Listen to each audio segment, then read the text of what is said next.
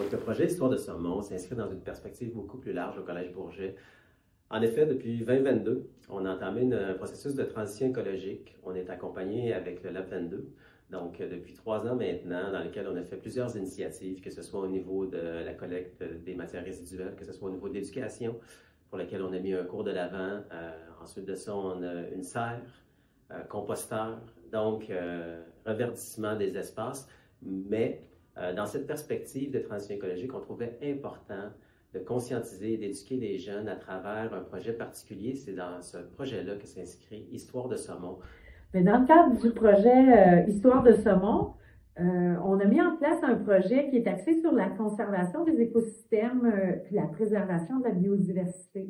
C'est un projet qui est destiné aux élèves du préscolaire et du primaire, mais plus spécifiquement aux élèves de 6e année, et qui met l'accent sur la sensibilisation aux enjeux liés au saumon de l'Atlantique, à ses habitats riverains et à l'impact des actions humaines sur leur environnement. Inspiré du programme éducatif Histoire de saumon de la Fédération québécoise du saumon d'Atlantique, notre projet d'Histoire de saumon offre une expérience d'apprentissage unique qui est basée sur la recherche et la découverte. C'est un projet qui s'échelonne de février à juin.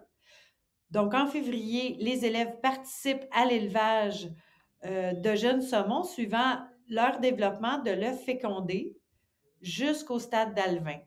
Le projet culmine avec la remise à l'eau des alevins dans leur habitat naturel en juin. Pour nous, c'était dans la rivière Jacques-Cartier à Donnacona, offrant aux élèves une expérience concrète de conservation. Les poissons nageront dans de l'eau à 4 degrés Celsius. Autour de l'aquarium, il y a du styromousse pour conserver le froid dans l'eau de l'aquarium. Les 6e années s'occuperont de l'encercler de l'aquarium. Avec ce projet, ils feront des sciences, des maths, des lectures sur ce sujet.